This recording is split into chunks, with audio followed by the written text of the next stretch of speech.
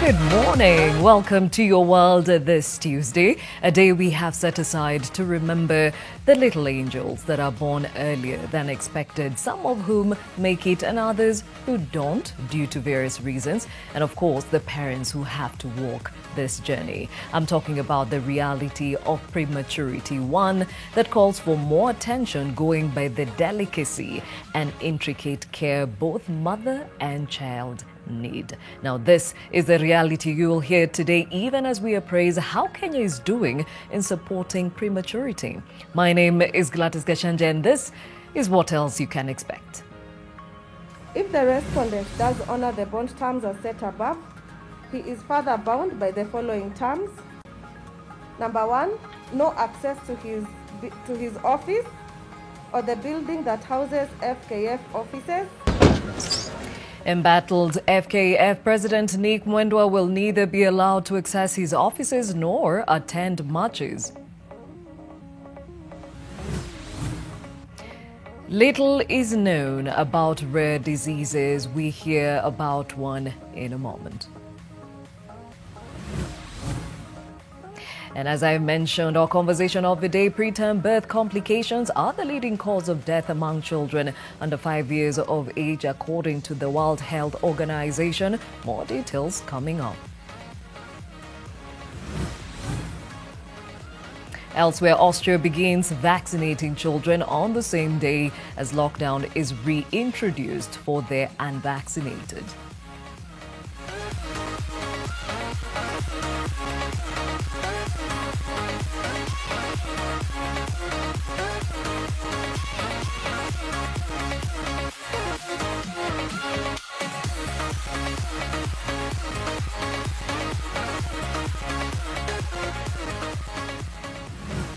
Thank you for joining us on this broadcast. As I mentioned today, we are taking special attention and we are focusing on prematurity. And of course, this is being done within the World Prematurity Awareness Month, which is November and every November.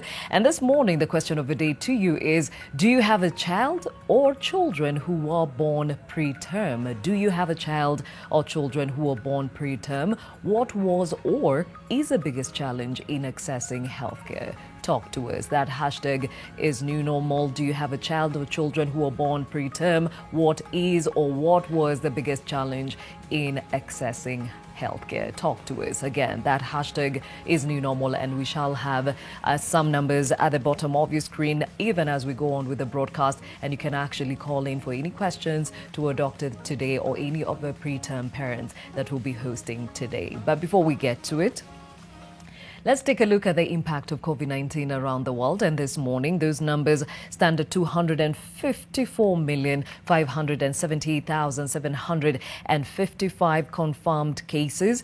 230,153,584 are reported to have recovered. And unfortunately, we have lost 5,121,762 people to COVID-19 globally. In the country, well, that number stands at 254,309 confirmed cases within the boundaries of Kenya. 247,682 have recovered, and we have lost 5,319 people to COVID-19.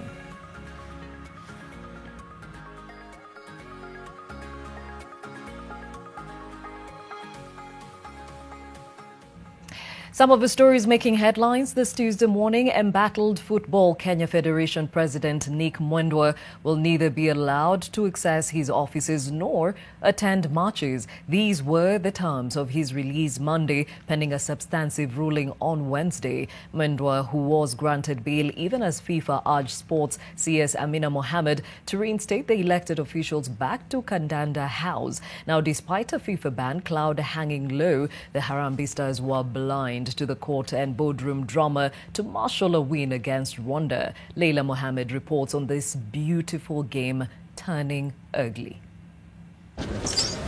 More than 48 hours after his arrest, officers from the DCI escorted FKF President Nick Mwendwa into a packed Milimani court.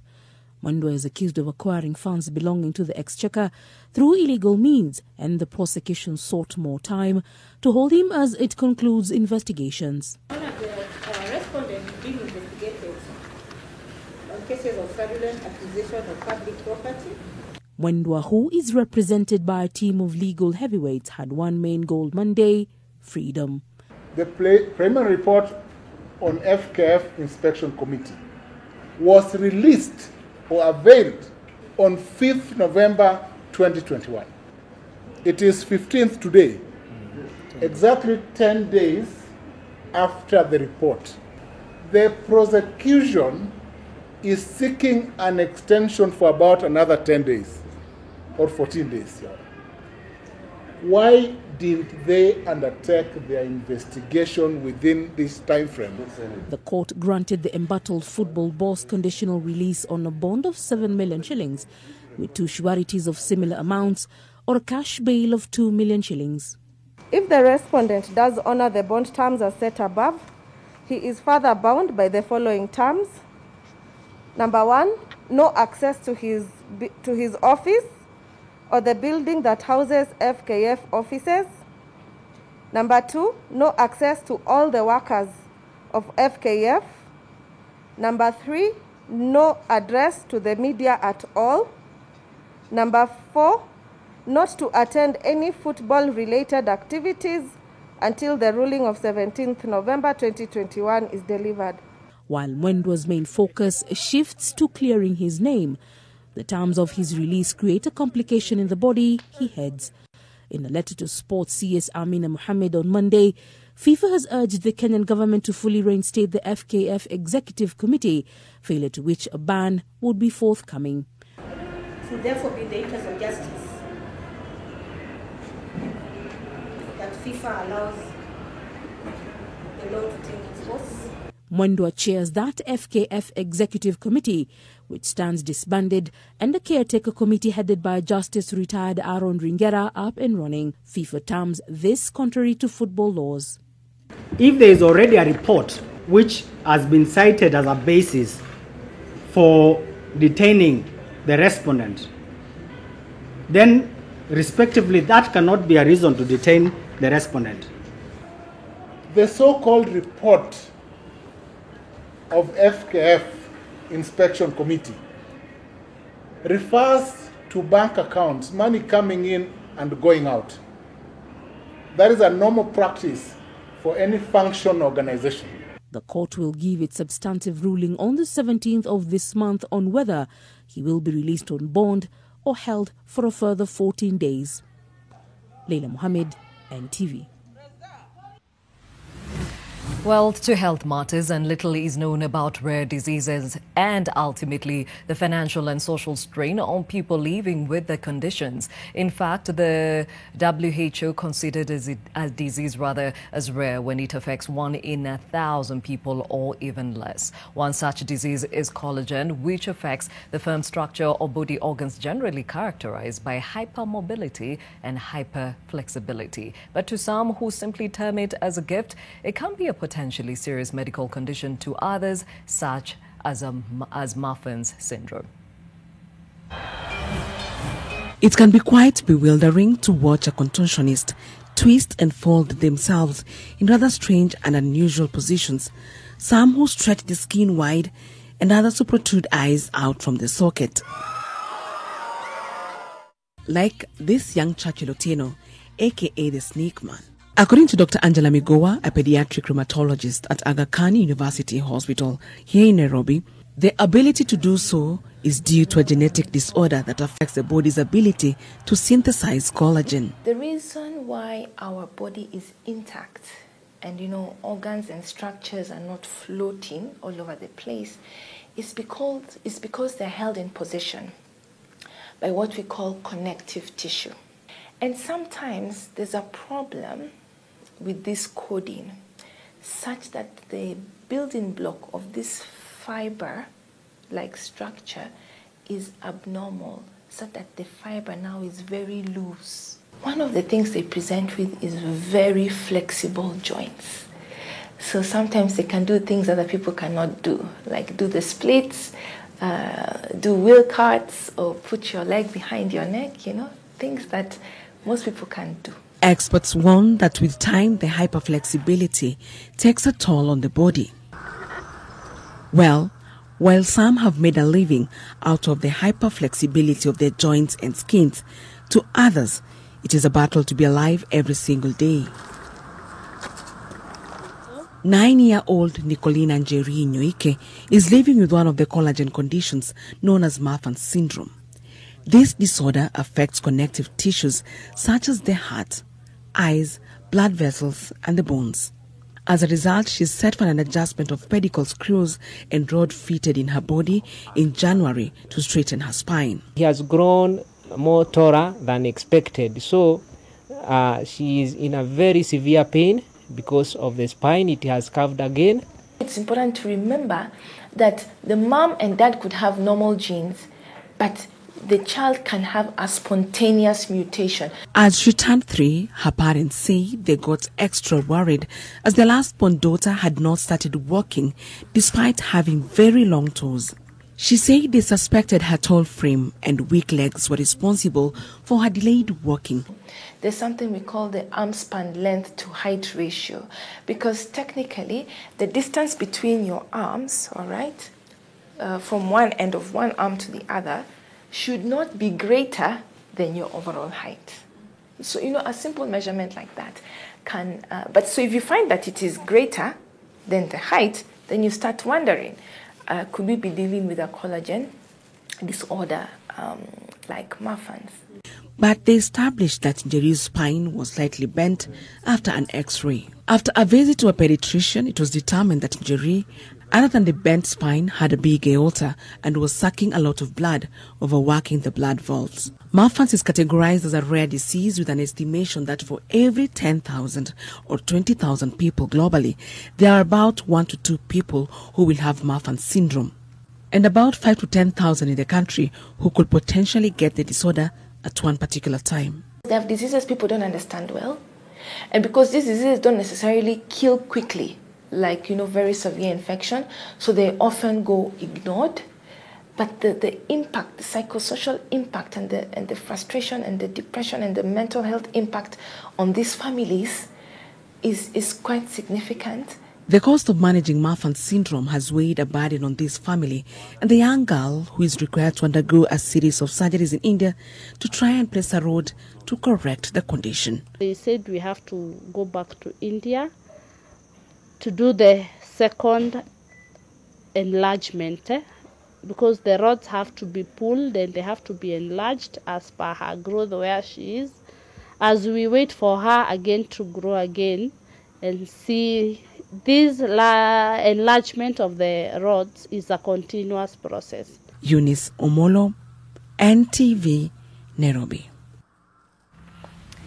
And to a conversation of the day this morning, and it's in line with the World Prematurity Awareness Month, as I had mentioned. And here is actually a glimpse of what prematurity is and what the reality of the same contains or is about. Mature birth is one that takes place more than 3 weeks before the baby's estimated due date. Depending on how early a baby is born, he or she may be a late preterm, moderately preterm, very preterm, or extremely preterm. Complications of prematurity vary, but the earlier your baby is born, the higher the risk of medical complications. The causes of premature births can be addressed when identified early, especially when mothers attend antenatal clinics. My name is Catherine Zainkune, mom to Jeremy Tubula Narikai, who was born on 1st of April 2019. On 22nd of March, I started bleeding when I was coming out from work. I called a friend and I told her that I was bleeding, and then the friend looked for a vehicle and took me to hospital. When I went to Kenyatta National Hospital, It was taken as an emergency. The cause of bleeding was the placenta and separated with the uterus at 22 weeks. And then the doctor came and elected for me to be given total bed rest to control the bleeding, which was severe. She had developed very serious pains, and we were wondering what was happening. We were not expecting her to go through a normal delivery because we didn't even know the condition of the baby. I saw the doctor running with something wrapped on a piece of cloth like this, you know, something very small. So I suspected, because I was just there, I said, that could actually be our baby. He was put he could have fit in the palm of the heart. It was not easy for me because I didn't know what to expect. We didn't know if the baby was actually alive or no. We went through serious financial constraints because this is a situation that we did not plan for. And like she put it, there will be a time when things will run out of the hospital and we had to go back into our pockets. So actually we exhausted all our savings, and now we were struggling here and there.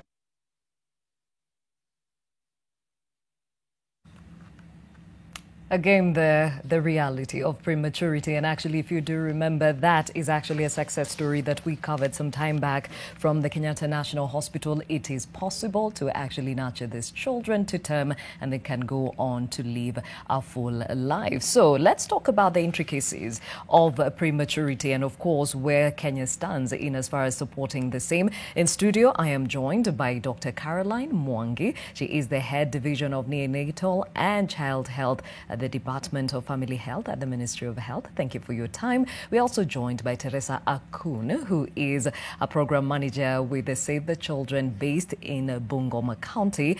And joining us virtually is Anita and Jackton Makwata. They are preemie parents, and we'll be hearing from their story, or rather from them, in a moment. And Davina Joseph, who is also a preemie parent. Thank you all for being part of this very vital conversation. Daktari, I'll start off with you because this is so important that we actually appraise where we are at as a country.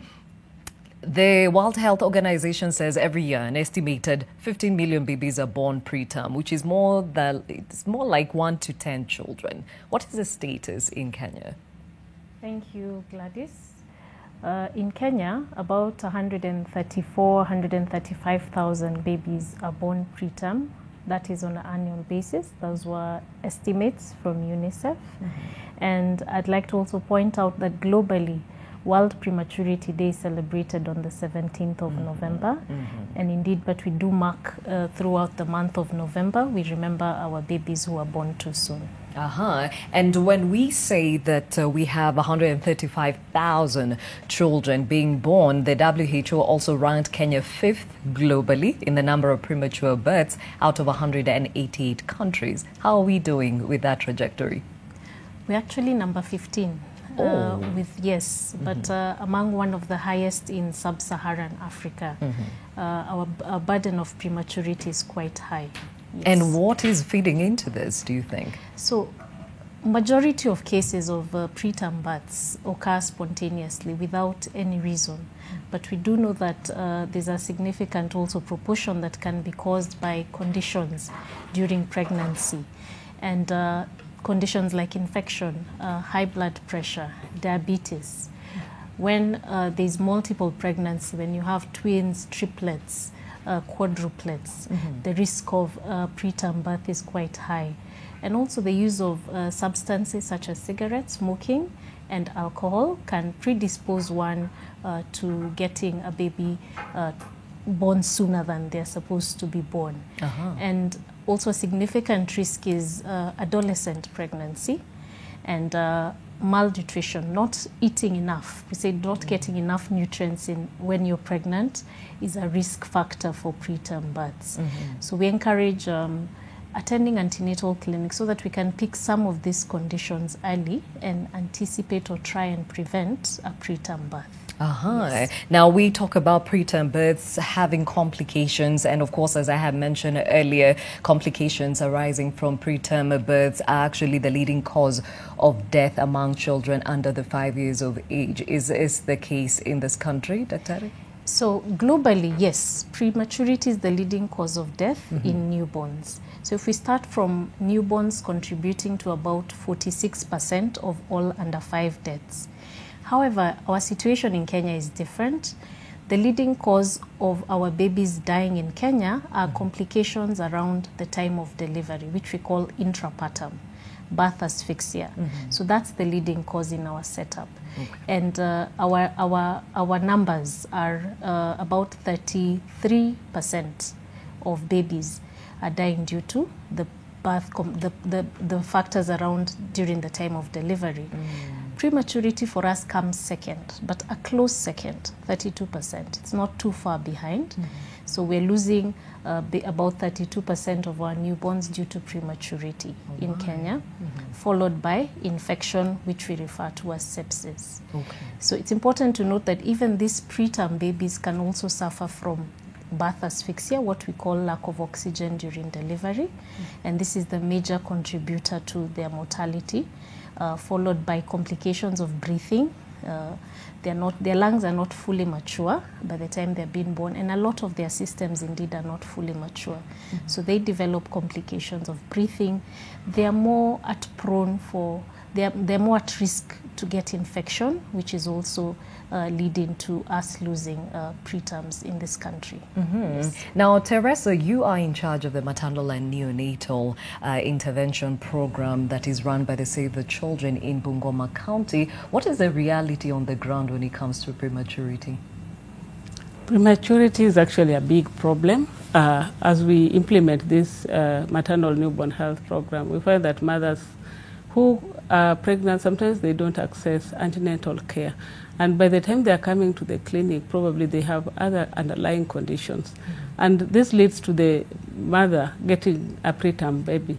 So this is a big problem. And with the resources that we have, we are not able at the county level to manage all the preterm babies that come to our facilities.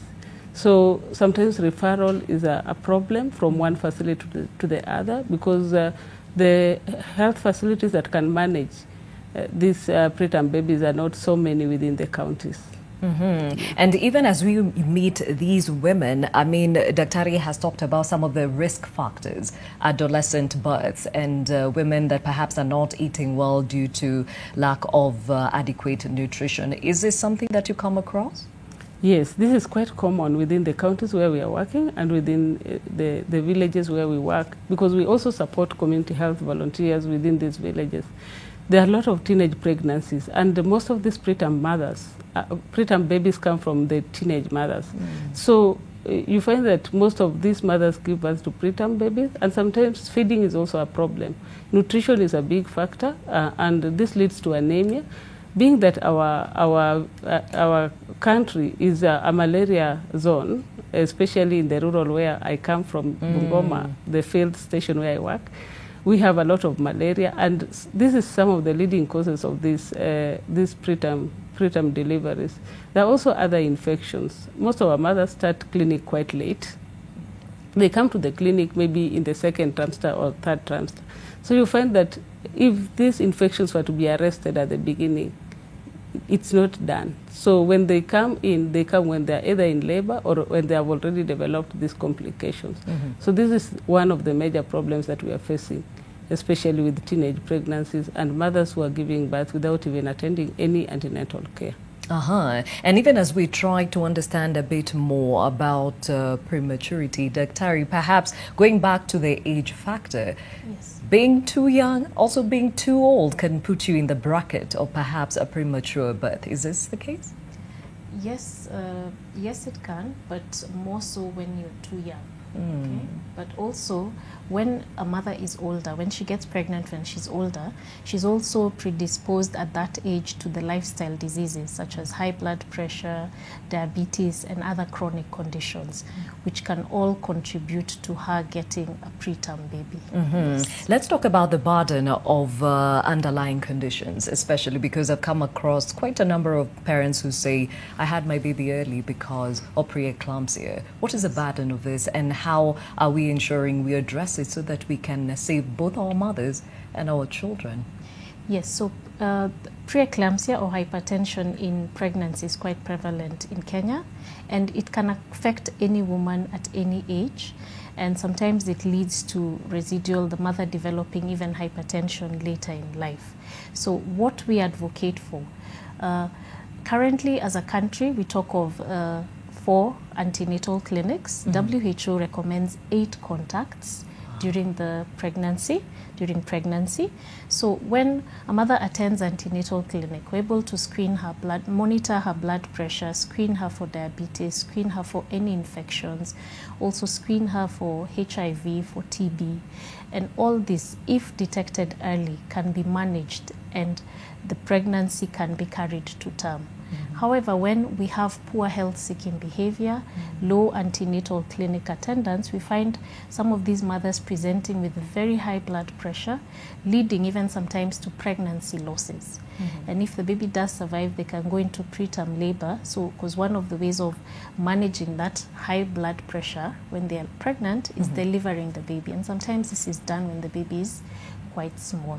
So, attending antenatal clinic early, screening these mothers will go a long way towards us trying to reduce the burden of prematurity. Okay, so let's hear from those that know how this shoe pinches. And as I had mentioned, we are joined by Davina Joseph, who's a preemie parent, and the couple Anita and Jackton Makwata, who are joining us actually all the way from Bungoma County. Let me start off with you, Anita. Anita, when did you become a preemie mom? It was on 8th of April this year. Okay, and what led to this? Webuye District Hospital. Okay, yeah. What happened? How come you had to deliver your child before term? Okay, I didn't know what really happened because I had labor pains at around 3 p.m. Then I was taken to Bokoli Sub-County Hospital, and the nurse told me everything is okay, just go back to the house and relax and wait for the next thing. Then it was around 8 in the morning when the labor pains persisted. I just thought that it was normal stomach pains. Then I was taken to Webuye by my husband at around the 9:30. We stayed at Webuye for almost 2 hours, is when I was admitted to the maternity ward. Then after that, the nurse came, then she told me that I wasn't in labor, maybe it was just some problems with my pregnancy. So a few minutes later, the water broke out, the amniotic fluid. The water started coming out, is when the doctor came and I was induced. At around 12, I gave birth to my first twin, which was a girl. Then the labor pain went away. I stayed from 12:10 up to 1:10 p.m. The second baby had not come out. So I was taken to emergency theater, whereby I went through the cesarean process, and my second twin, which is a boy, came out at around, I can't tell the exact time, but I just woke up when the whole process was over. Yeah. Okay. And so the baby. Yes. Okay, right now we see you're holding one child. Does that mean the other did not make it? Yeah, the girl did not make it. The one that I gave birth normally, I was told that she developed some conditions which were, they were unable to control the conditions. At around the following day at around 6 a.m. is when I was told the news, because when I was in the theater, after coming from the theater, I went to the division, the ward, because I didn't have the energy to go check the babies. I didn't know how they looked like, but I just knew that they were so tiny. So I was told to go to the NBU to check my babies. So when I reached there, I was even shocked because they were too tiny. Then I asked, where is the other baby? That was the girl. Is when they broke the news to me that she had passed away. Oh dear, Paul Sana. And was this the first occurrence of twins in your family? Okay, where I come from, it is the first occurrence, but where I'm married, brother to my husband has a set of twins. I see. Okay. Now we'll get to hear from Jackton in a moment, but I'd like to understand, especially from Daktari, a child, especially twins, one is born normally, the other one has to go into CS. These are the complications we're talking about during delivery that could actually lead to preterm and perhaps complications thereafter? Yes, thank you, Gladys. So the first probably cause was because she had a multiple pregnancy, hence the preterm delivery. But we do, yes, get cases of what we call retained second twin. You can get one twin in a position that is not likely to facilitate delivery, normal vaginal delivery. Then we have to now try and save the life of the twin by taking the mother to theater and performing a cesarean section. So yes, those are some of the complications that we can anticipate when you have multiple pregnancy. Yes. And what is the occurrence of multiple pregnancies, especially where you're stationed, Teresa? Do you see a lot of these? Multiple pregnancy is actually very common in where I work in Bungoma. We sometimes associate it with maybe the kind of food they eat, or I don't know, because there's a lot of food in Bungoma. Yes. But in a unit, like the preterm unit or the KMC unit, you find like almost 6 sets of twins. And this is very common, and I think that is part of why we have a lot of prematurity in Bungoma or in the western region. It doesn't affect only Bungoma County, it also affects the western region, like Kakamega, Vihiga, and all that.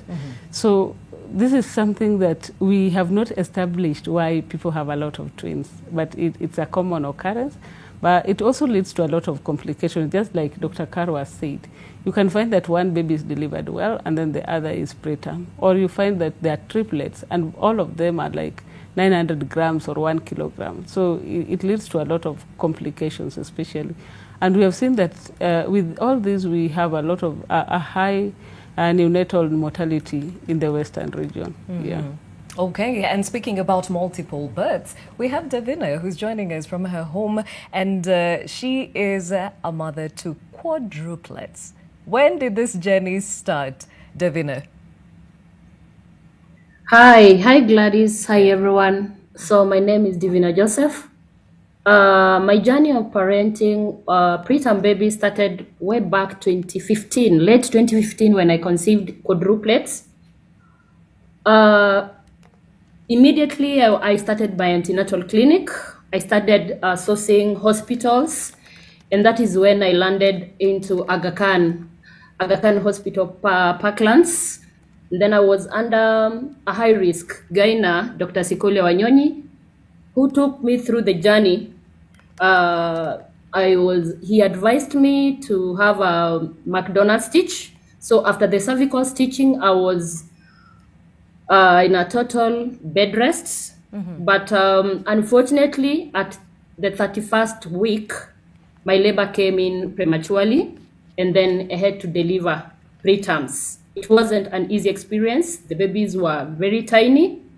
I had 1.2 kg, 1.5 kg, and 2 were 1.6. Oh, wow. And I believe we have pictures to show how tiny they were when they were actually in the incubators. So at this point, 4 of them. And what are you thinking when you're seeing how tiny they are and perhaps being explained to by the medical fraternity the journey ahead? I must say I was really depressed on seeing the babies because I have a singleton. My firstborn was 4 kilograms, so it was my first time to see a tiny baby. Yeah. They were immediately rushed to the NICU where they stayed for a month. It was, let me say, it was a horrifying experience having to watch your babies for a month in neonatal ICU. And those are some of the pictures of the quadruplets. And was this the first occurrence of such a multiple number of children in your family? No, this was not the first occurrence in my family. My mom's side, all my first cousins have twins, triplets. And then my dad's side again, like all my first cousins and my sister, my aunt, sister to my dad has twins. Wow. I have a cousin who has gotten twins 3 times. Then I have another cousin who got twins and then triplets. So in my family, it wasn't like something new. Oh, wow. Okay, and those are the pictures of the girls now all grown. There is a 5th child in that picture. Who is she? Oh, the 5th child is my niece, who is under my care. She is 3 months older. Okay. She's a child to my little sister who is still schooling. So I had to take her in and be part of my family. So you raised all the 5 at the same time? Yes. Wow, more grace to you and kudos. Okay, now let's get something Thank you. clarified here. Daktari, she's talking about a certain stitch that she had to get to ensure the kid stayed intact. What is that and what's the role of the same? So she's called it a McDonald's stitch. Yeah. It's to prevent the cervix from opening before it's time to deliver the babies. So it can be done in cases where the cervix is found not to be functionally and anatomically able to sustain a pregnancy. Otherwise, if that is not done, then it opens and you lose the pregnancy. Is this more common with multiples, or it can even happen to women carrying single children? It happens both ways, both with multiple pregnancy and with singleton pregnancies. Yes. Now, talk to us about the genetic predisposition here. Clearly, Davina comes from a family that has multiples, but then again, for Anita, it's just one occurrence somewhere in the family tree. So, preterm births can be either spontaneous or they can be inherited. So most of the time they are inherited, and you find that certain families are more predisposed to getting multiple pregnancies, which predisposes them to getting preterm babies, because the space in there, as the uterus expands and the babies are growing. Though with advances in modern medicine, we're even seeing women giving birth to 6 babies at a go. Yes. Okay. Now, Teresa, quadruplets, I'm sure this is not the first time you're hearing of such an occurrence. But now when these children are so tiny, she talks about the NBU. Where is this and why is it important for them to be put in this parameters, so to speak? Thank you. When babies are born triplets, most of them are quite small, and as small as 500 grams, as small as 1,000 grams. So these babies need specialized care, especially after delivery. Immediately, they need to be resuscitated because their breathing is not in order. It's not, their lungs are not mature, so they're not breathing well. They're not able to generate heat, and therefore they need to be kept warm. So these babies will obviously survive in the newborn unit, and this newborn unit has certain equipments that can help them breathe, like the CPAP machine, and also the incubator, which is regulated to maintain warmth. Now, in this specialized unit, you find that we have specialized nurses who are trained on essential newborn care. So these nurses will provide this essential newborn care. The babies who are born preterm are not even able to suckle. Their sucking reflex has not developed. So they'll be fed through a special tube that the mother will be expressing breast milk, and then they are fed through this special tube. That's why they need this kind of care. The environment within the unit is quite warm, and in most cases you find that these babies are on oxygen or they are on a CPAP machine because they develop a lot of complications.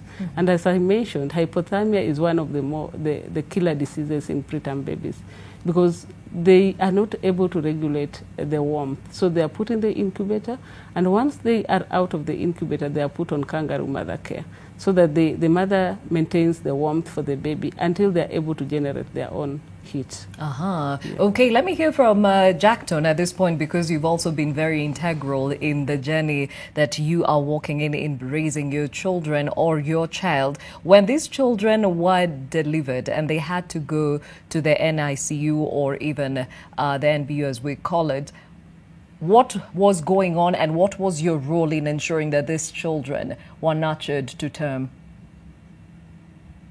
Thank you. I'm Jackton. The parent. Actually, I went through a very tough journey because now that I was working as a single hand operating to know that my people are safe, what I did was I could always come, watch over the mother, also going to the incubator because I was allowed to go there, so that I can check on the ongoing of the baby. Although my first time when I saw the baby, I was a bit shocked. In fact, I was almost giving up because the thing that I saw was not really not impressive. So I almost gave up because something was looking like just kapanya, but I gave myself the psych. I asked God to give me wisdom so that I can handle the issue amicably. And before even Mama went into labor, had you been counseled about the likely outcome of an early birth? Not really. For me, I was just thinking it was a normal situation. I thought it would be solved, but to my surprise, I was told that my wife was giving birth. So I didn't expect, and nobody advised me over the same. So I was very green concerning the issue. And then, of course, the news of the loss of one of the twins was also another shocker. Why are you given psychosocial support to deal with this? Because these are too many things happening at the same time. Okay, in life, we expect that you have challenges. So when I heard of the demise, I did not really give up because we've gone through issues. So I said, if the child has passed on, then God had a reason why it had happened. So I just trusted that all shall be well. Okay. And Anita, just watching your child grow within or in the confines of an incubator, what was going on in your mind, considering that you expected to give birth to your child and perhaps physically nurse them? Okay, at the first time, when I saw the baby, the first appearance, that's the first day to see the baby, I was really shocked. During the whole of my journey, during the pregnancy, I had no high blood pressure. But when I saw the child, I also had the news that the first twin had passed on. My pressure went up, and I couldn't even have enough breast milk to feed the baby. When I was just arriving at the doorstep or in the NBU, the milk the milk disappeared. So I was just advised on how to. I was being given medication to control my pressure. My legs were swollen. They were so big because I was tortured psychologically, really. Yeah, I was tortured psychologically. But I just had to accept. I told myself, I called a meeting, personal meeting. I told myself, see the baby and God.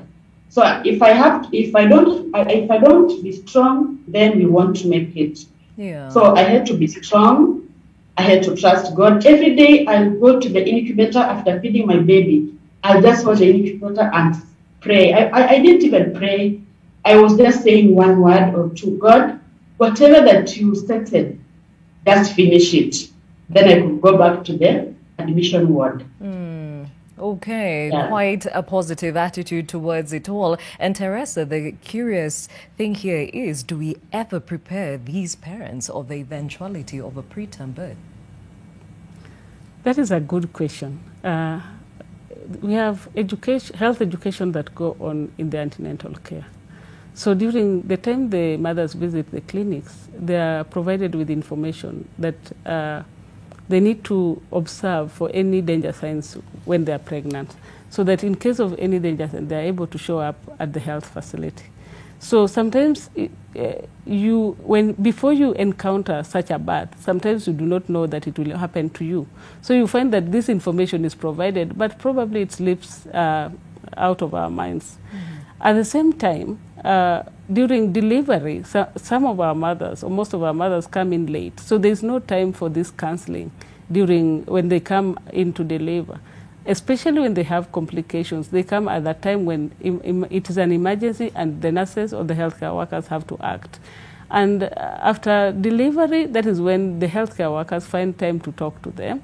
In most cases, the mothers did not expect that they were to have a preterm birth, and therefore there was no preparation at all. As much as they are told during clinics that this can happen, after it has happened, there is always psychological support to the mothers. They are told that they should not take a blame on themselves, because most of the mothers blame themselves for having this kind of delivery, and there's usually stigma associated with preterm births. Some people take it as a bad omen, especially culturally, and they blame themselves and wonder why this had to happen to them. So in most cases, you find the healthcare workers will provide psychosocial support and inform the family, talk to the family members. However, I'm not saying this is done to the best because of the challenges that we have at health facilities. You may not have a specific nurse who provides this psychosocial support because we have limitations in the healthcare resource. So this counseling will take place, and we also encourage peer mothers to counsel themselves. Mothers who have undergone KMC, mothers who have had preterm babies are able to talk to the mothers who are just giving birth to preterm births at that time and maybe not understanding why this is happening. So we have some structures within the health facilities that can help these mothers overcome the psychosocial stress. Now, before we take a quick break here on Your World, I'd like to hear from Divina. 4 children, all in NICU. You have to nurture them. Breast milk, was this enough for the 4, or what did you have to resort to? Okay, I must say I was lucky. I had a lot of milk. My supply of milk was just amazing. The pediatrician, Dr. Roslyn Ochieng, can confirm this. I had a lot of milk, actually. I don't know how it happened, but the babies were able to be given milk for the 2 months they were in hospital, my milk, exclusively. Okay, Yes. and did you have support walking with these children? Because 2 months is a long time, catering for 4 children and just one of you. I had a lot of support from especially the family, friends, and more so the hospital gave me a lot of support. For instance, in Aga Khan, they do have this album that has pictures of preterm babies. Like, for example, they were grands and now they are older ones. So when you keep on checking the pictures, you feel like there will be light by the end of the day. Okay, and it took 2 months for you to take your babies home. At that point, were you prepared for the life after? It took 2 months because they were in NICU for a month and then another month in HDU. We stayed longer because 2 of my children had heart murmurs, like they had holes in the heart, so they were under cardiologists. That was why it took quite earlier. So finally, when we went home, I wasn't prepared. From the traffic, the baby started crying. I didn't know what to do. because at the hospital in Aga Khan, they do everything. They bathe the babies, they feed them. They basically do everything. You're actually not even supposed to touch the babies. Yours is just to watch them. So when I was heading home at the traffic, the children started crying. So we had to reach home. I didn't even know how to mix formula. I didn't even know the ratios. So it was chaotic. But I had a friend who was a mother of twins who had come to support me. So she helped me. We started feeding the babies together. But still, it was really hectic. At some point, I felt like returning the babies to hospitals because I felt they were safer in hospital than home. Because sometimes we could feed them, they choke.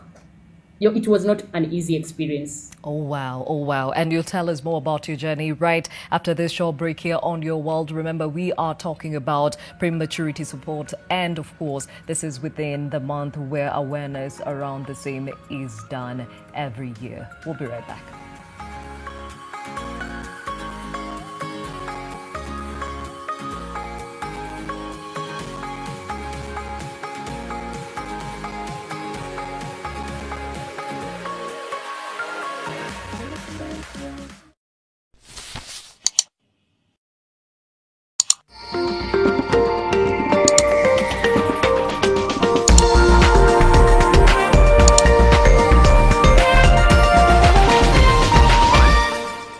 Did you know at Ruiru Mabati Factory, we offer free delivery within the same day? Did you know at Ruiru Mabati Factory, you can open an account and lipa pole pole at your convenience? Did you know at Ruiru Mabati Factory, you can get customized sizes according to your roof plan to avoid wastage? Call us now on 0111 050 700. Ruiru Mabati Factory, mali safi kwa bei poa.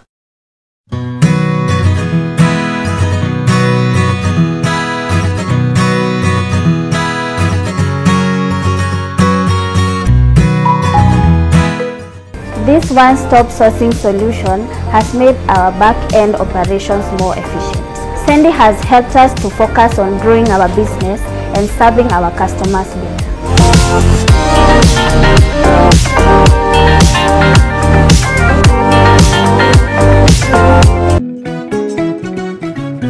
My home, I smile when I think of you, Uganda. My home. My home, I dance when I look at you, Uganda. My home, oh my Uganda. Under the sun so bright, under the moon at night, on my heart, mommy, oh my Uganda. Grow together with one of Uganda's largest companies. Apply for MTN Uganda shares at 200 Uganda shillings per share. The minimum application order is 500 shares. East African individuals get 5 bonus shares for every 100 allocated. To apply, visit www.mtn.co.ug/investors. The offer, terms and conditions plus other information are set out in the prospectus.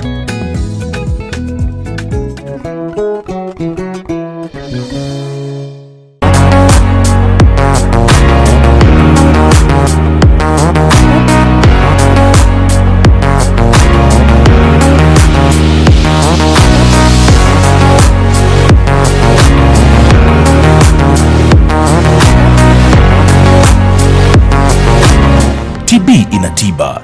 Pata matibabu bila malipo katika hospitali zote za umma. Tujijali, tumalize TB. Ujumbe huu umeletwa kwako na Wizara ya Afya na washirika wake.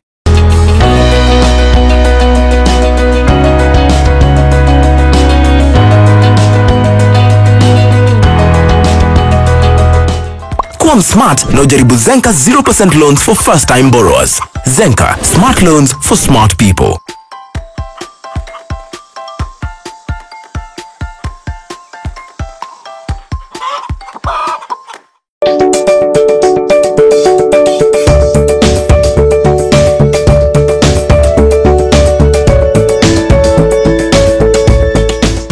Offer free delivery countrywide and also offer the Lipa Pole Pole option. Enjoy unbeatable offers on our products, box profile from Kenya shillings 420, Style profiles from Kenya shillings 590, gauge 28 matte from Kenya shillings 730, stone coated at Kenya shillings 650.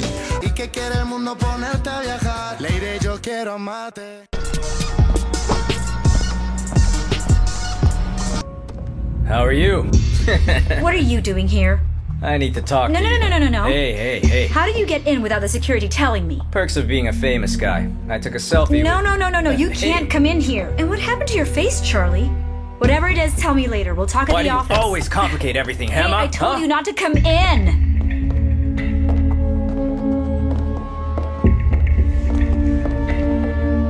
Charlie. Get out.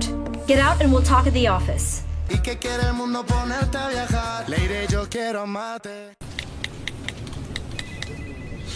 Wow, thank you for your time. How juicy. Juicy. Juicy fruit.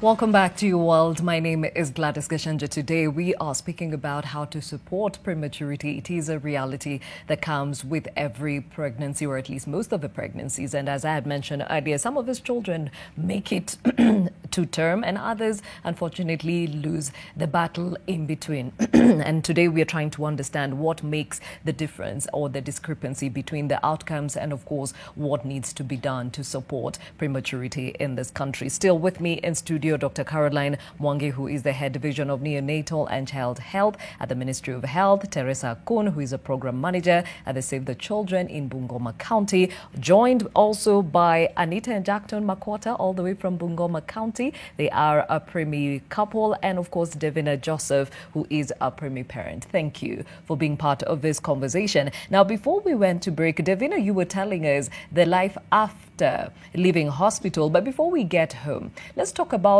Kangaroo Care. Teresa had mentioned the importance of this when it comes to the interventions put to ensure that we have better outcomes for premature children. How did you handle with 4 bundles of joy?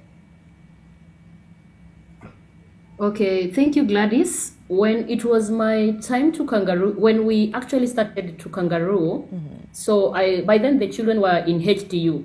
So I could go meet other mothers with one child doing Kangaroo.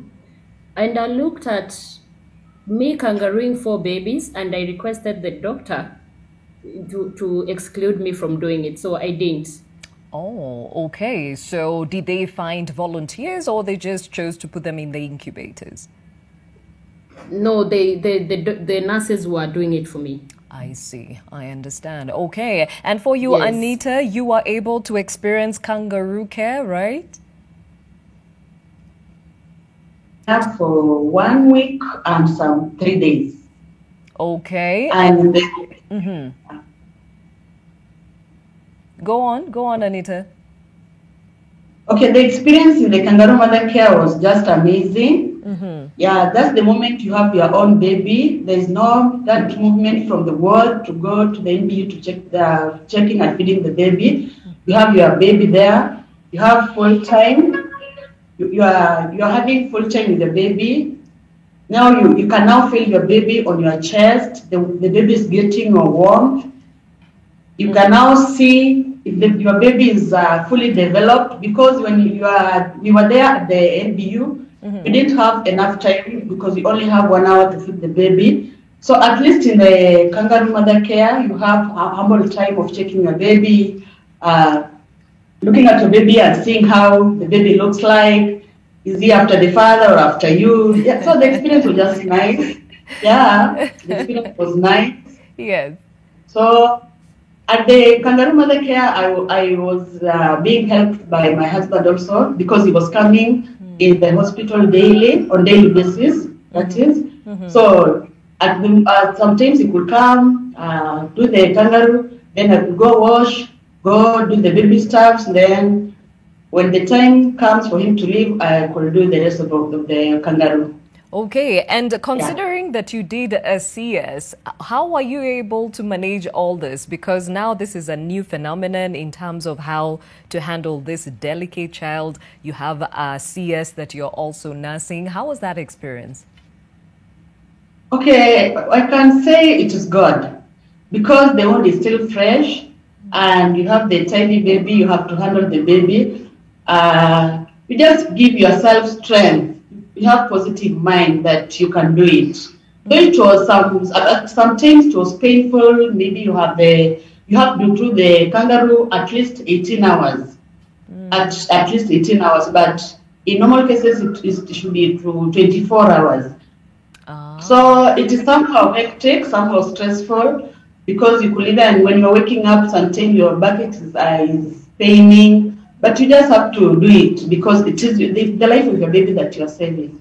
Okay, and speaking of which, Anita has actually mentioned that Jackton also did Kangaroo Care. How was this experience for you? And I believe we have pictures to show both Anita and Jackton as they walked this journey. Jackton, tell us your experience.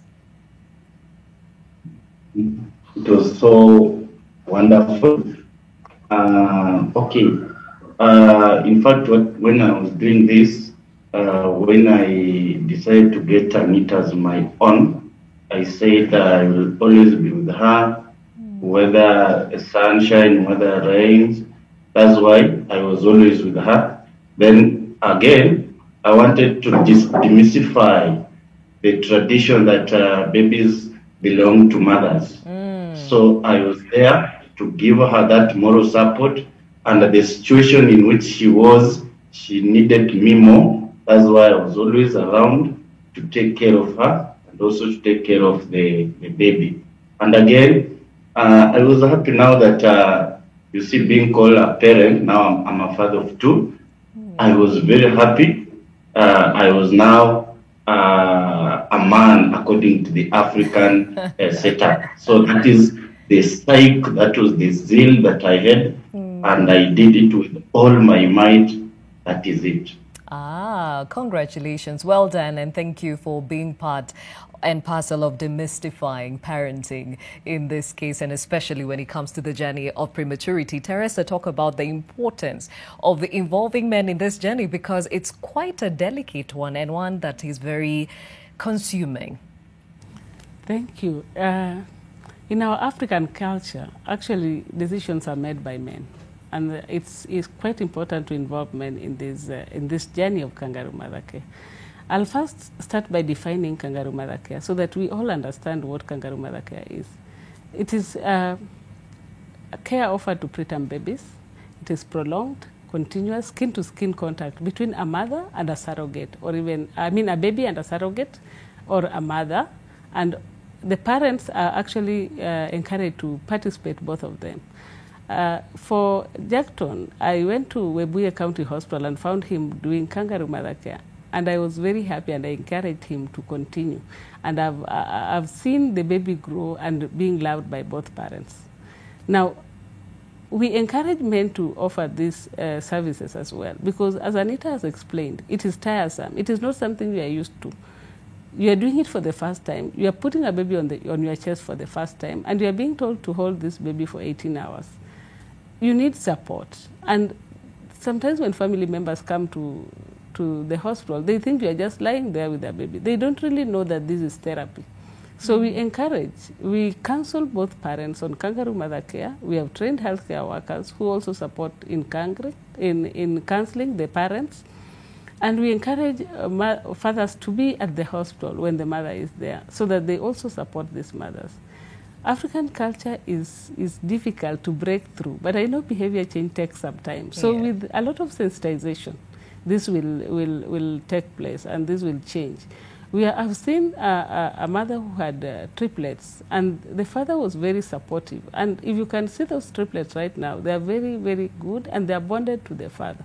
So Kangaroo Mother Care will help bonding in both parents, so that the baby is not only for the mother. It also helps the baby to grow feeling loved. It makes the baby grow faster, especially when you do it as required for 18 hours, just as Anita has explained. So some of us think that once you put the baby on screen and remove the baby immediately, then that will help the baby. But it's the hours that you take with this baby on skin to skin that will actually help the baby to grow. So that's why we encourage both parents to come up. As we say, Kangaroo Mother Care helps the baby to grow faster, and therefore early discharge for the mother. When this mother is at home, there are other family members that she wants to take care of. So the father will be handy, because you can have the baby on Kangaroo Mother Care, watch your TV or read your newspaper, or even go out to look at after your animals, I mean just outside the house. So we really encourage fathers to support mothers who have preemies, so that this baby can grow and feel the love of both parents. Perhaps we need to rename it to be Kangaroo Care, so that the men don't feel that it is a very feminine thing to do. But definitely the importance of the fathers in this is one that we cannot ignore. Perhaps, Daktari, you can explain to us medically, what are we trying to replicate with Kangaroo Care? So and it's in keeping with the theme for this year's World Prematurity Day. It says, zero separation, act now, keep parents and babies born too soon together. So that direct skin to skin, it's continuous skin to skin. It stimulates, like if all the stories I've been hearing about mothers with preterms, they're very anxious. She developed high blood pressure. The father is also very anxious, okay? So that having the baby on the skin calms the mother down. It facilitates breastfeeding. When a mother is stressed, that the hormone that is supposed to let down the milk is inhibited. Okay, you don't let down oxytocin, so you have reduced milk supply. So that promotes breastfeeding, encourages, because that relaxation, bonding. The baby's brain is also stimulated. In fact, studies have been done. We call it's the first form of nurturing care. The baby's brain is stimulated. They're with the mother. The vital signs stabilize. The temperature stabilizes. They just adopt the mother's temperature, and everybody is calm. Done studies to show that mom is calm, baby is calm, they grow better, and then there's something, it also reduces infection. It's a form of infection prevention, because there are good bacteria that are on the mother's skin that colonize the baby, and hence encouraged. So we've noted reduced incidences of infection. And then it's the mother handling the baby. It's not the nurse coming to handle. So that also contributes to reduced infection. And the bonding, of course. And the same happens even when the father does it. That release of the relaxation hormones, and the baby feels well protected, well cared for, and they gain weight tremendously. She said she was there for a week and some days. It's literally gaining weight, because we say now we discharge them from, they stop Kangaroo Mother Care at 2 kgs, because that time the baby now is big and they're trying to fight. But when they're small, they feel so secure. So it all encourages growth of even brain development, growth of the systems, and that overall feeling of let's nurture, the baby is nurtured, baby is protected. Mother is not anxious all the time. Where's my baby? What's happening to my baby? The baby is there and they relax. Yes. In the case where the mother, God forbid, does not make it through birth and the child is on their own, do you have volunteers who do this on behalf of mothers who cannot do it for themselves or are not there? Yes, we encourage any family member. We just need to counsel them. We've seen instances of not only fathers, even close relatives, grandmothers, who can do the kangaroo care. What we need to do is counsel on the importance and the benefits. Reduced hospital stay, reduced infection, baby grows faster. So once we take away this stigma, both at the facility and at the community level, because some are encouraged to continue even while at home, then we find that there is better acceptance. So, but we encourage close relatives, but in Davina's case where she said the nurses were able to do it for her, and I understand because psychologically she was not prepared, okay?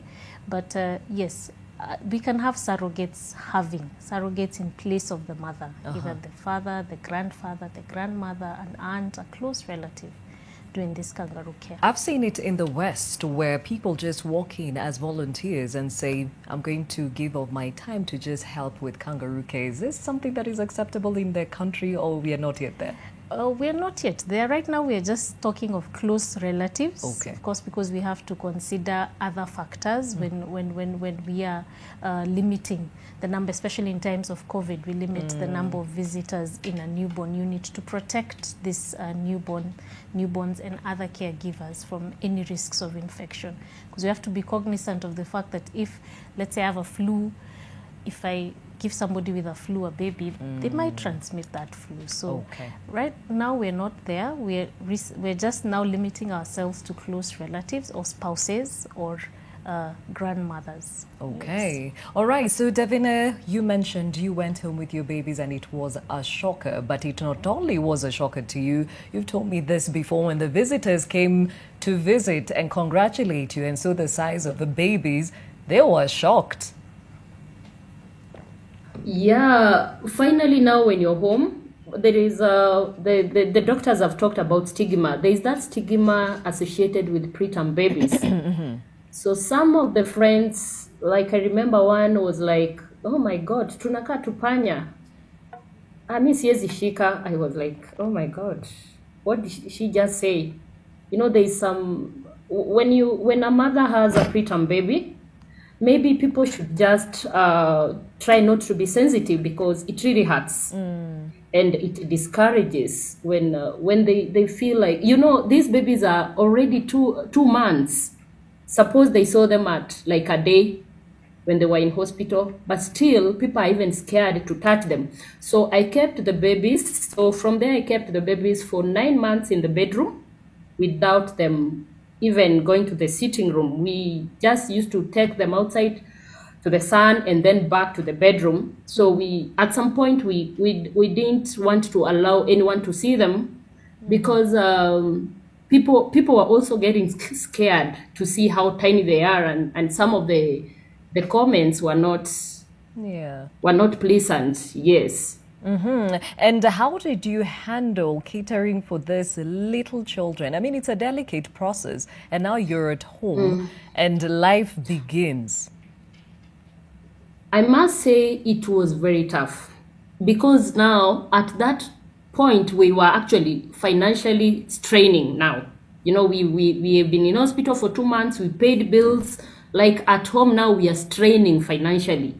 It was not easy taking care of them. The house helps really helped, but when it comes like at night, you know, you feed the first child. After 20 minutes, the second one is up. After another 20 or 30 minutes, the third one is up. By the time you are done with the fourth one, the first one is up. Wow. So with the house helps, imagine keeping house helps at night like nurses. It wasn't working. They were just leaving. I had a very high turnover. So at some point, I made it my responsibility, me and my husband, to take care of the children at night. And you see, with men, sometimes they don't know how to feed. Sometimes they could try feeding the babies, they choke. So I took full responsibility to do it, me, my husband, and then I had my sister. My small sister was also helping, but the house help, we had to exclude them because we saw the high turnover, and we felt it's not fair. They are working daytime and then at night. Yeah. Oh, wow. And at this point, you already have a fifth child, the one you took from your sister, right? Yes. Oh, wow. I already had a fifth child, but now my small sister was around. She was really helping as well. She was taking care of her child and then mine as well before she went back to school. It was not easy. Diapers, we needed a lot of diapers. You know, one child uses like 5 pieces of diapers a day. So for our kids, we needed like 25 pieces remember, we were already financially constrained. Yeah. So it was very tough. And then by the time now we were home, I think I was now depressed. Even my milk now dried up. So we were depending on formula. So we could buy like 12 packs, 12 tins? Packets of 12 tins of formula to run for a week. And sometimes they are not even enough. Like a day we were using actually 2 tins a day. Wow. Because my milk dried up kabisa. I was trying to drink soup, porridge, nothing. My milk dried. Because I wasn't sleeping because of the transniting. And then summer I was stressed. And then from hospital I was given these supplements, a lot of supplements for the babies. There's vitamin, there's protein, there's calcium. And the babies, by that time, the babies were looking alike. They had tags. At some point, the tags disappeared. So sometimes you give baby A the supplements. You end up confusing. I think some of the babies, we were even giving them twice. So it was just confusion all over. My. And here we are. How old are they now? They are now 5. They turned 5 June. In June of they this year. They are in PP2. Oh. June this year. Look at that. Now I just feel like, I don't know, it's such a joy to see them grow. And I'm just encouraging those who are in this journey.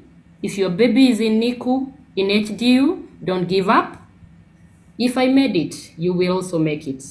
That is for sure. Well, kudos to you, and you really are an encouragement. Teresa, I'm wondering, the women that have multiples and have to go home, do we have the aftercare support? Because just listening to her, I have one child and I know what I went through. I can only imagine 4 of them. Yeah, thank you. For mothers who have been discharged from the health facility, we have structures on the ground to support them. I mentioned of family support, the counseling that is given to the family and education that is given to the family. And just as Dr. Caro said, Kangaroo Mother Care can be done by any family member. We have trained community health volunteers on maternal newborn health, and they're able to do follow-up at community level to support these mothers, take care of these babies. There's also follow-up at the facility level, where we have the pediatric clinic where they take the children every month or every week to see how they are growing. Preterm babies are discharged sometimes at 1,800 grams or 2,000 grams. And before they reach 2,500 grams, it's required that they go to the pediatric clinic every week for close monitoring because of the complications they're likely to develop. After they attain 2,500 grams, they're able to visit the clinic every month so that the pediatrician is able to check on them or the healthcare worker is able to check on them. Check if their blood levels are okay, check if they're feeding well, if they're gaining weight and all that. So we encourage such structures to maintain follow-up for these babies so that they do not get these complications and die at home. For babies who are not able to come to the facilities where they were delivered, we have referral mechanisms to the facilities that are closer to the health facilities. And that's why we are encouraging all health care workers to be trained on essential newborn care and also to be trained on kangaroo mother care so that when these babies come back to the clinic, they're not able to say that the baby is not growing. They should be able to understand that the baby was born at a much lower weight and therefore will take time to catch up with the other babies. Because during follow-up clinics, you look at the road to health chart, and most of these babies will be below the road to health chart. So the healthcare worker should be able to understand that this baby will actually take some time to get to the weight of that normal baby. Yeah. Okay, now let me hear from Anita. When you went home, how was that transition from hospital to the home setting? Okay, it was quite challenging because at home the environment is not that conducive compared to the hospital one. I remember there was a time after feeding my baby, that was at 2 days I left the hospital. The baby started vomiting through the nose. So I was almost taking the baby back to the hospital because I didn't because I didn't really understood what was going on, but good luck, I had one of the phone number from one of the sisters in the hospital. So I was just doing some consultation for each and every step. But the environment was, let me say, it was not quite conducive because of the noises. Yeah, you understand, we come from the village, people come to visit, but for the first time, I didn't want people to come in. I just set I set an exclusive room for the baby. Yes. Because people were coming with different comments. Kanakaa kama kikombe, ni kadogo sana. So it was just, it was quite stigmatized, but we thank God we went through it. And Jackton, when you're hearing people making such comments, what are you saying? What are you thinking? Okay, when they were giving such comments, for me, I didn't bother because they were just sick the kid after some time when he has developed.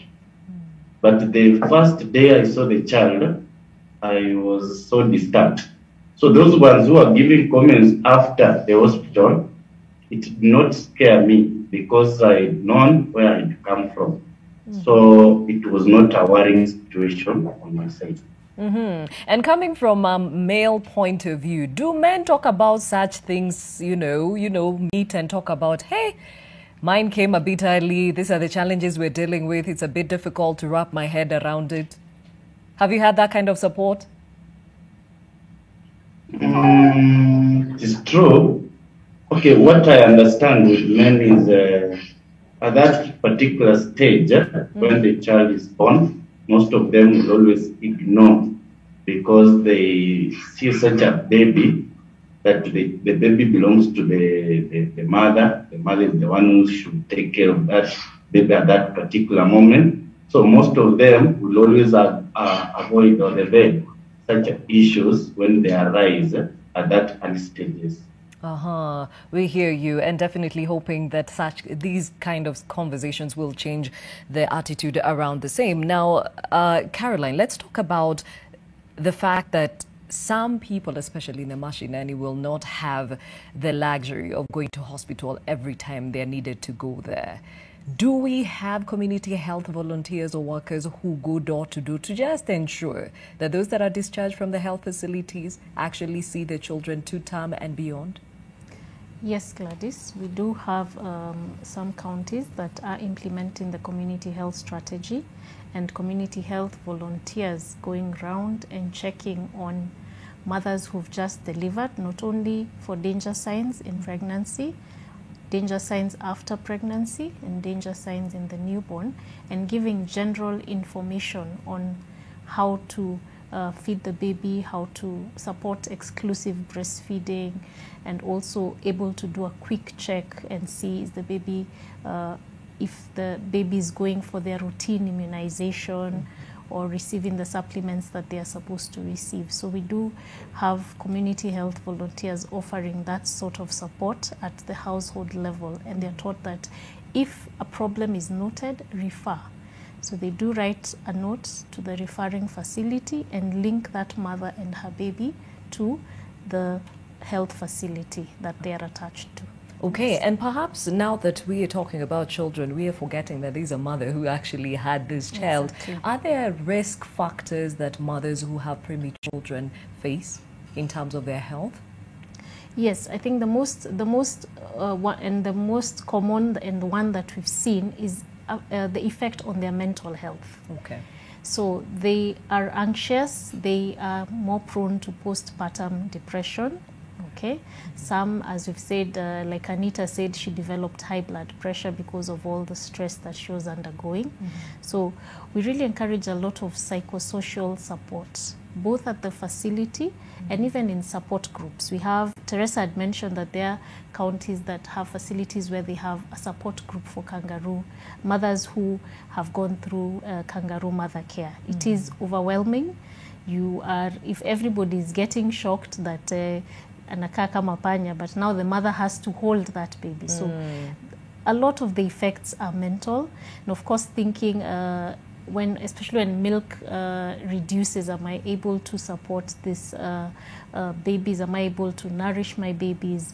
And other health complications can result from that. So yes, indeed, we also need to take care of the mother as much as we are taking care of this preterm baby. At this point, we take another short break here on Your World. When we come back, let's talk about the cost of catering for this preterm children, because it's not only in the hospital, but it's also the life after nurturing them at home. We'll talk more about that, but for now, I hear you talking to us, even as we asked you that question. Do you have a child or children who were born preterm? What is or what was the biggest challenge in accessing healthcare for them?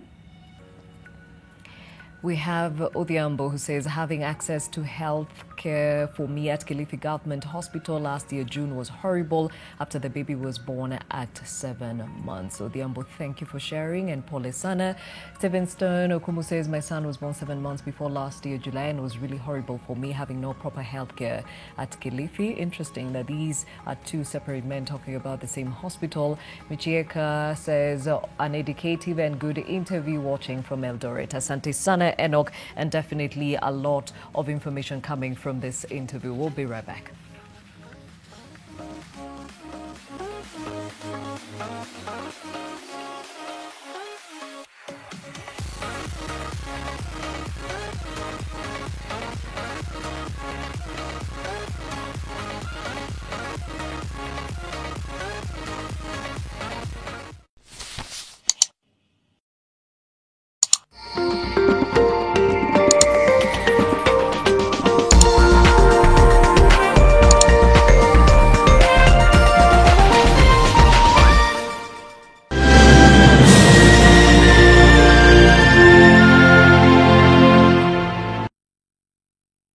Best value for your money by subscribing today for Classic Bouquet at only 899 shillings for 30 days to enjoy 64 channels. Classic Bouquet. Premium content on Star Times. Subscribe today.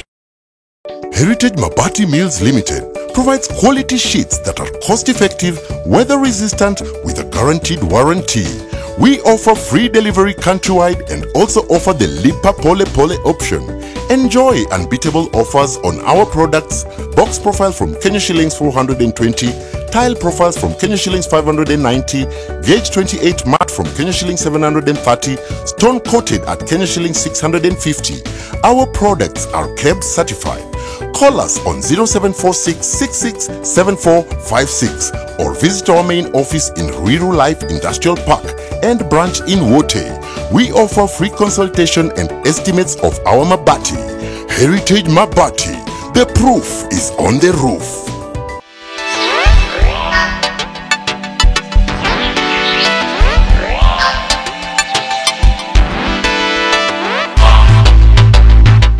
Welcome to St. Paul's University 30th graduation on Friday the 19th of November. Make sure you follow the live proceedings on NTV, St. Paul's Facebook and YouTube channel.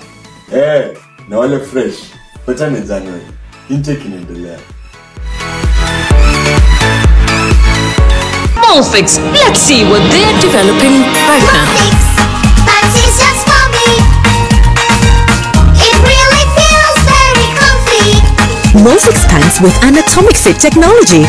New Molfix pants, an invention from babies for babies. You should also try Molfix. Soil Merchants Properties have an incredible early Xmas offer for prime residential plots in Gong Kiseren area along Pipeline Road just next to Emasha Hotel. The property is in a serene environment with beautiful views and is serviced with borehole water and electricity. Schools and health facilities are nearby. Own a place called home by investing in an 8-acre plot at cash offer of 595,000 Kenya shillings. Welcome to our open day on the 20th of November 2021. SMS LAND to 21595 to get more details, or call us on 0790 771677. Do not miss out on this great investment opportunity in your future.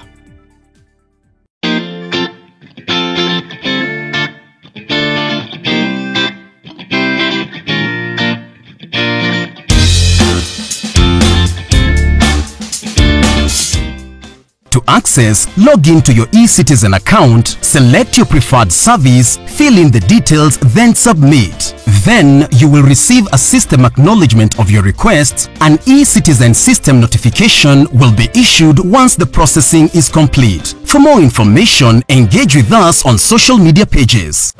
I'm growing up, I'm growing into every moment. So if Nurture the moment. Minute Maid Nutri Defenses, fortified with vitamin E and zinc to help improve your defense system.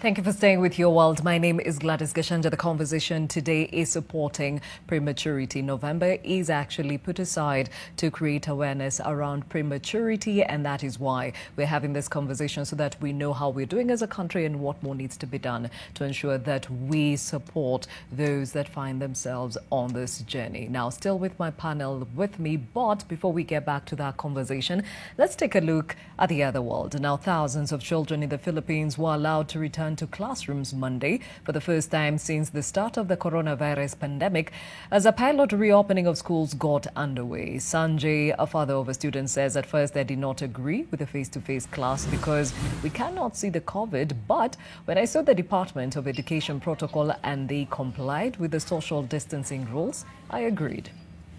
Geraldine Katana, a mother of a student, added that it is good for them to go back. We have animals to take care of, so we cannot prioritize our child with her school lessons, and we can only teach her in the afternoon or the evening. Now, the school's principal actually encouraged the parents, saying if they are attending classes, they are socializing and interacting in the classroom where they can improve their speaking skills, their reading ability. So for me, those were one, or those were some of the disadvantages of not having face-to-face classes.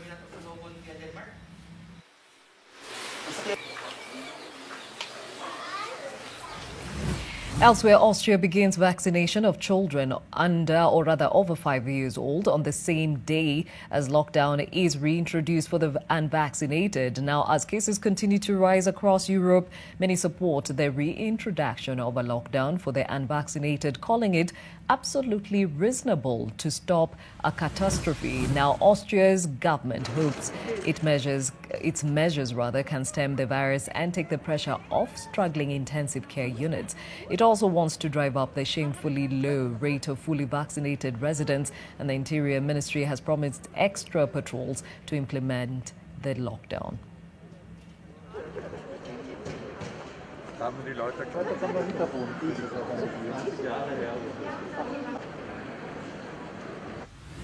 Away from that, and Palestinians look at weapons on display at an exhibition organized by the Hamas movement to commemorate the anniversary of the assassination of the commander of the Qassam Brigades, Ahmed al-Jabari, who was assassinated in an Israeli raid on his car in 2012. Abdel Latif Zora, head of the Islamic bloc in West Gaza, says the exhibition contains products exclusively made by the Qassam industry, from the bombs to the planes, and all of them are Palestinian products. The aim of the exhibition is to link the students with the resistance. The resistance to the occupation is inevitable, and there is no alternative until the liberation of a blessed Al-Qasr mosque.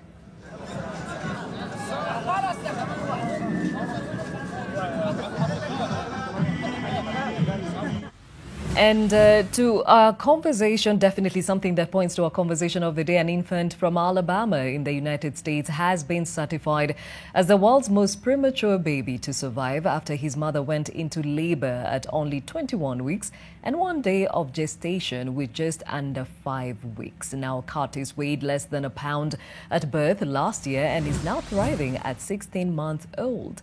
A full-time pregnancy, which is usually 40 weeks, makes Curtis nearly 19 weeks pregnant. Premature. His discharge was made possible with special equipment such as bottled oxygen and feeding tubes. The incredible story of joy and beating the odds has, however, tempered with heartache, as Curtis was one twin alongside his sister, who was also delivered at 21 weeks and one day tragically passed away just a day after birth after not responding properly to treatment.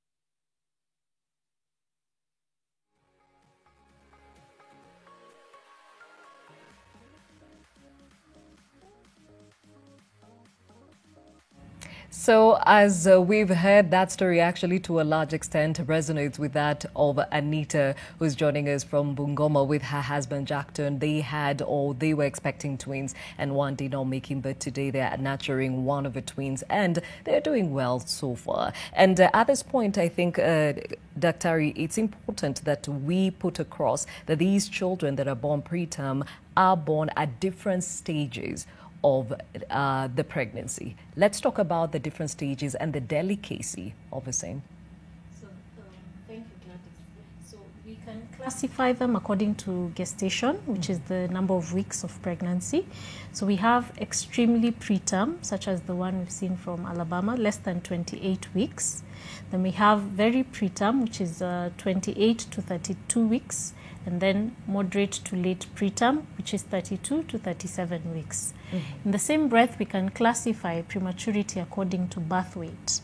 So normal birth weight is considered more than 2,500 grams. So anything less than that, so between 1,500 grams to 2,499 grams is considered low birth weight. Then between 1,000 grams to 1,499 grams is called very low birth weight, and any birth weight less than 1,000 grams is considered extremely low birth weight babies. So we can have babies delivered at any of these stages. So survival in our part of the world for the extremely low birth weight less than 1,000 grams, majority of the babies die, unfortunately. These are babies who require a lot of support in breathing and a lot of support in other functions. They succumb mostly to infections and breathing complications. Hence why we are advocating for resource allocation to acquisition of apparatus or equipment that can support breathing in preterm babies. One example is the continuous positive airway pressure machine, which we have a partner supporting some few county hospitals to acquire, and we have seen a lot of improvement in the survival of these babies. Now, for the very low birth weight babies between 1,000 to 1,500, similar challenges, breathing, asphyxia in our place, which is lack of oxygen during delivery. Mm-hmm. So unfortunately, we are losing more babies than we should who can survive. 1,500 to 2,499 grams can survive. But unfortunately, if they lack oxygen or they have birth asphyxia, we find that greatly reduces their chances of survival. And if indeed they do survive, they have late long-term complications because of the brain is affected because of lack of oxygen. So these babies who would normally survive, we're encouraging that we're equipping our facilities to be able to effectively resuscitate a baby. The first step is manage labor according to our national guidelines. We monitor this baby. If a baby is delivered and they're not breathing well, equip healthcare workers with the skills and the knowledge to resuscitate this baby effectively to avoid these birth complications such as birth asphyxia. Mm-hmm. And also having guidelines in place and protocols of what to do when faced with a baby who's not breathing. We've recently developed the newborn care protocols that guide healthcare workers in how to resuscitate, how to ensure that a baby is kept warm, because warmth it may appear simple, but sometimes it's obvious. It appears obvious, but sometimes it's not. Keep this baby warm. Let's feed our babies. Even those who are born very small, a small amount of breast milk. So feeding is also a major way of intervention to ensure that these babies are surviving throughout the stages that I've just described. And of course, infection prevention. We may do all this and then lose the baby because of infection. So we want to ensure we are using appropriate antibiotics when required, hand washing, ensuring that we're keeping this environment as clean and as sterile as possible, reducing handling of the babies, only handling when necessary. So those are some of the interventions that we can apply across all the stages. But most of the very low birth weight babies require a lot of respiratory support, hence the resource mobilization to equip hospitals to be able to deal with these complications when they arise. Okay, now Teresa, Dr. is talking about the gaps within the system, and especially when it comes to infrastructure that supports these young babies. What have you seen as a gap, and perhaps what are we making strides in Bungoma County? Thank you. Dr. has said it rightly that there are gaps within the health facilities, and this is because of insufficient funds or inadequate resource allocation. We have been advocating, especially at the county level, now that health is devolved. We are advocating for adequate allocation of resources for especially maternal newborn health. And this will go directly to support the newborn babies as much as the preterm babies. Equipments are not adequate at health facilities. And as Dr. has said, partners are trying to support this. Even renovations of places where we can use as the NICUs, and even supporting the equipments that are needed, like the oxygen cylinders, the CPAP machines, and other equipments that are required.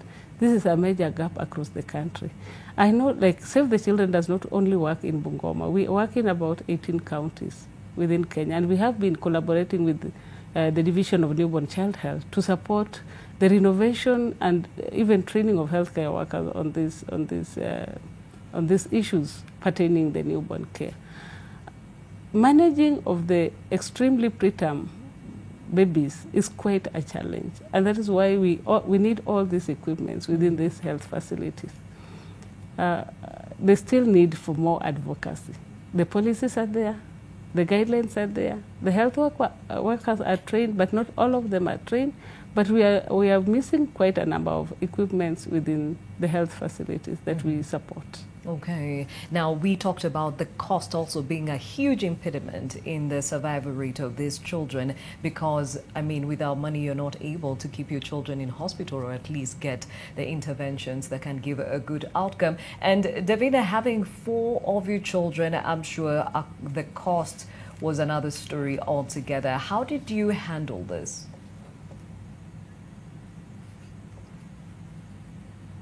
Davina, you are muted, I believe. No, I'm not muted. There you are. Okay. Go ahead, go ahead. Okay, it is financially draining. You see, like now, each child is treated as an individual. In hospital, you have to pay per child. For example, in NICU, 2016, it was 35,000 per day per child. So I was there for a month, and HDU was 15,000 per child per baby then. And then now you have to, of course, the services are great. The services are amazing. I can't complain. But now there's this aspect. Now you're back home. You've sold your assets so as to get this, for your children to get good services. You are home, you are totally broke, you need to feed them, you need to pay other bills. So my heart really goes to the mothers back in the villages, maybe who are not able to access good antenatal services. Maybe the government should equip government hospitals with proper NICU. Actually, for preemie children, every hospital need a working NICU.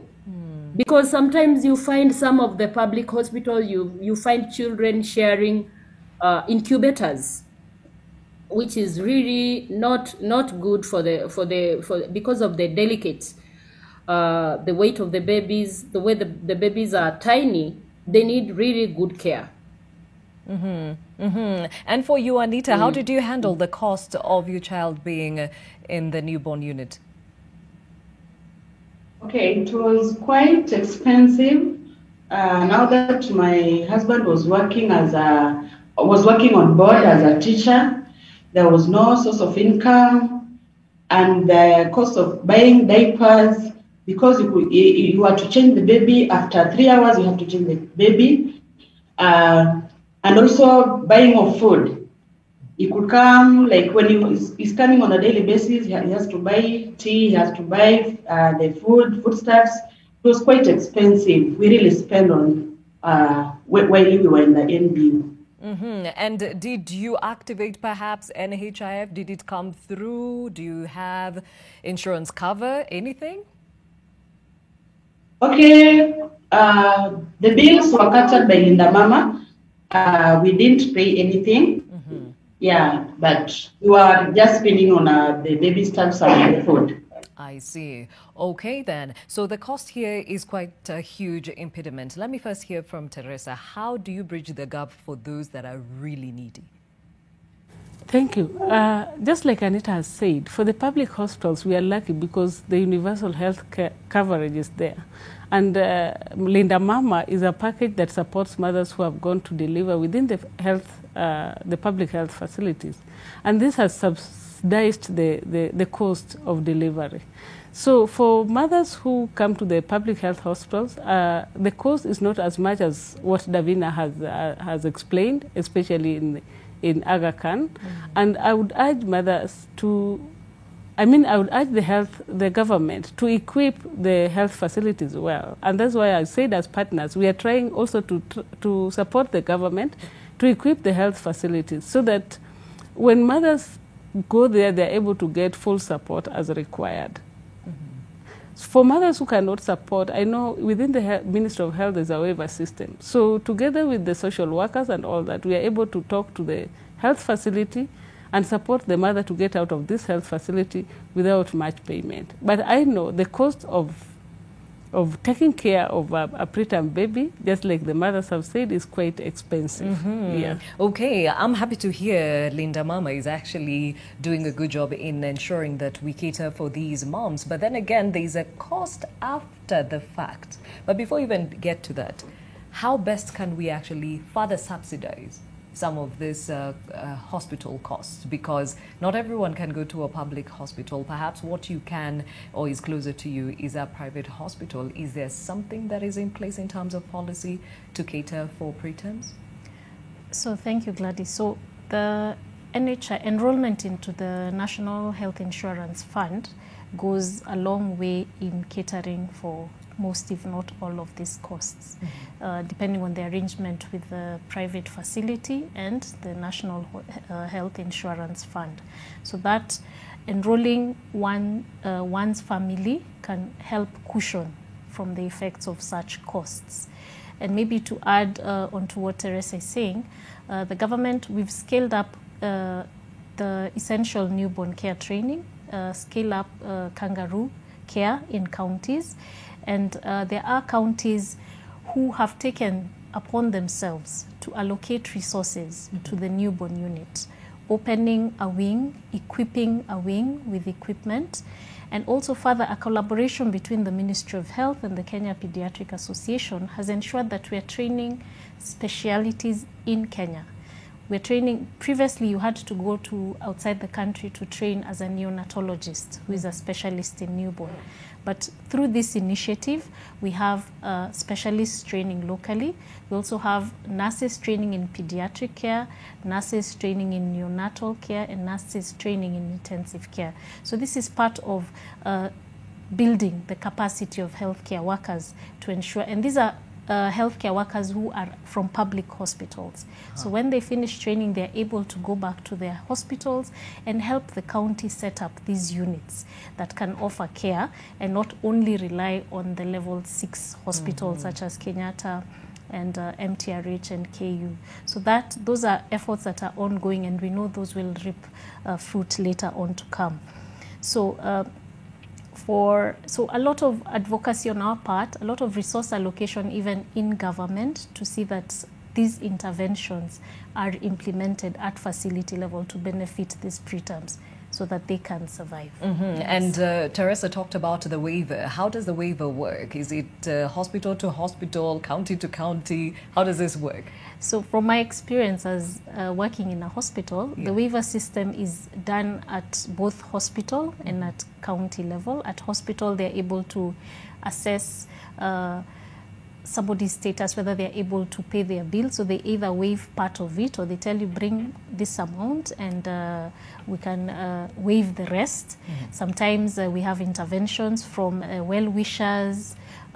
Maybe a member of parliament comes and decides to waive, because we have to acknowledge the fact that healthcare is a costly expense, hence the need for universal healthcare, where we cushion against the effects of spending on healthcare, not leaving you in poverty as a family. As we've heard, it's a real strain to the family. Yes, it is. Now, Caroline, I cannot end this conversation without bringing this question up, and this is actually coming from Doris, who's saying, please ask her, is there any policy in place to cushion working mothers who have premature children? Because we only have 90 days of, maternity leave, and then your child comes before time. What next? So that for some it would mean that they're staying in hospital even up to 3 months, and by that time your maternity leave is over. So we have instances where we write medical reports indicating to the employer that this is the circumstance under which this baby was born. This is the kind of care that they require. And then hence the mother requires this form of either days away from work, which would be considered maybe sick of. But now at organization level, that is where I think the gap comes, because some organizations will understand, others will not understand. So I think it's up to us to advocate and say that this is where the gap is. Can we have a policy from the labor laws, maybe changed, or accommodating mothers who have given birth to preterms and require specialized care? Because the same also applies for some special needs children. So at our labor organizations probably need to lobby a little bit more, and of course with our support as the Ministry of Health, because we know the challenges these babies face even after discharge.